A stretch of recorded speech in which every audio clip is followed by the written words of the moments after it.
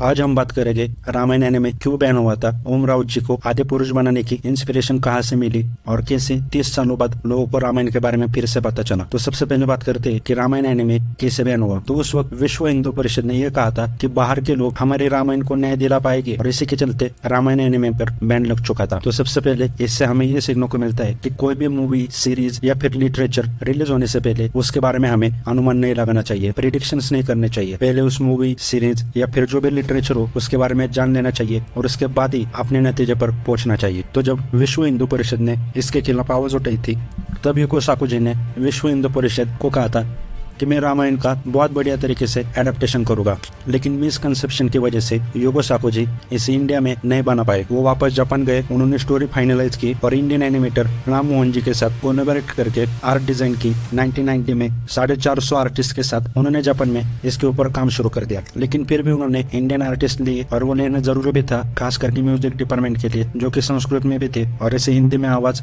भगवान राम के लिए अरुण गोविंद जी ने दी थी, रावण के लिए अमरीश पुरी जी ने और सीता के लिए नम्रता साहनी जी की, और इंग्लिश के लिए ब्रायन क्रैंस्टन जिन्हें सब जानते हैं जो ब्रेकिंग बैड के लीड एक्टर है। सीता के लिए रायल पद्मासी और रावण के लिए उदय मातन, इन सब ने इंग्लिश डब के लिए आवाज दी थी। रामायण एनिमे को भले ही इंडिया में स्क्रीन न मिली हो, लेकिन 2000 के आसपास एक कार्टून नेटवर्क और पोगो जैसे चैनल पर एयर होते रहता था, खास करके दशहरा और दिवाली के सीजन में। युगो साको 2012 में चले गए, लेकिन वो पीछे बहुत बड़ी लेगेसी छोड़कर चले गए। उनकी और एक विश थी कि उन्हें भगवान कृष्ण की कहानी पर एक और एडेप्टेशन बनाना था, जो सैडली हमें कभी देखने को नहीं मिला। तो बात करूं 30 साल बाद 2022 में इंडिया जापान के 70 रिलेशन पर इसे 4K में रिमास्टर किया गया और दिल्ली में इसकी स्क्रीनिंग रखी गई, और तभी इसे ओम राउत जी ने देखा और उन्हें इंस्पिरेशन मिली रामायण के ऊपर मूवी बनाने की। तो अब आए आदि पुरुष के टॉपिक पर। तो सबसे पहले बात करूं कि काफी लोग कह रहे हैं कि प्रभास भगवान श्री राम के रोल के लिए सुपने हो रहे, लेकिन बाहुबली के बाद काफी लोग चाहते थे कि प्रभास श्री राम के रोल में दिखे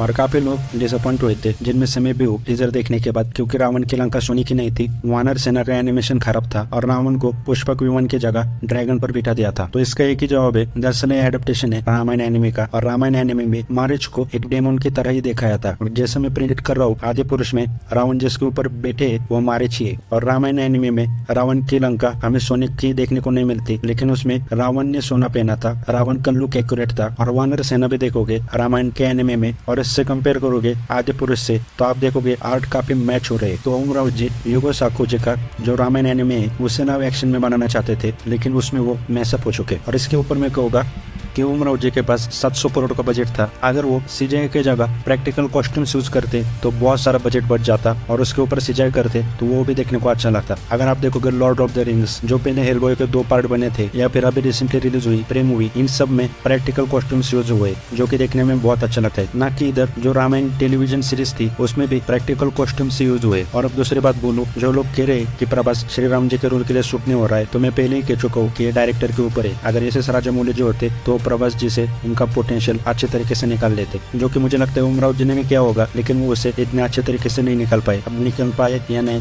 वो अब मूवी देखने के बाद ही अपने नतीजे पर पहुंचेंगे। अब इस मूवी के बहुत बुरे हो चुके हैं, लेकिन इसमें बहुत सारे अच्छी चीजें भी है अगर देखने जाओगे तो। सबसे पहले इन्होंने इम्प्रूव किया है, इन्होंने मूवी को पोस्टपोन कर दिया और मूवी पर काम करके अब इसे रिलीज कर रहे हैं, जो की बहुत अच्छी बात है। और अब बात करूँ ट्रेलर की, तो इसमें जो सिनेमैटिक शॉट्स दिख रहे हैं वो बहुत बढ़िया है, सच में बहुत बढ़िया है। मतलब इस मूवी में मुझे एक सीन देखना है जो मेरे ट्रेलर में फेवरेट है, जहाँ पर जामवन हनुमान जी को रियलाइज करवा देते हैं कि वो कितने शक्तिशाली है, और इसके बाद हनुमान जी समुद्र पार करते हैं। दूसरी बात, जब टीजर रिलीज हुआ था तो मुझे कृति सेनन को देखकर ऐसा फील नहीं हो रहा था कि मैं माँ सीता जी को देख रहा हूँ, क्योंकि जो उनका कॉस्ट्यूम था और जो सब चीजें थी उससे मैं कनेक्ट नहीं कर पा रहा था। लेकिन ट्रेलर में कृति सेनन जी लग रही है माँ सीता जी, और देख भी रहा है कि उन्होंने अच्छा परफॉर्मेंस भी दिया है। तो मुझे कहीं ना कहीं लगता है कि ये कहानी हमसे इतनी जुड़ी हुई है कि हम इस मूवी को एंजॉय कर सकते हैं अगर टीजर में हमें जो शॉट्स दिखाए थे उन्हें इम्प्रूव किया होगा तो। लेकिन मैंने पहले एक कहानी बताई थी कि जैसे रामायण एनिमे हमें देखने को नहीं मिला था, क्योंकि एनिमे बनने से पहले ही लोग अपने नतीजे पर पहुंच चुके थे। अब ठीक है, हमने टीजर देखा है, ट्रेलर देखा है, टीजर खराब था, ट्रेलर में उन टीजर की बातों को नहीं दिखाया गया, लेकिन मुझे लगता है एक चांस इस मूवी को जरूर देना चाहिए। इस मूवी को आपको जाके देखना चाहिए, उसके बाद अपने नतीजे पर पहुंचना चाहिए। आपके क्या ओपिनियन है, कमेंट कर जरूर बताना।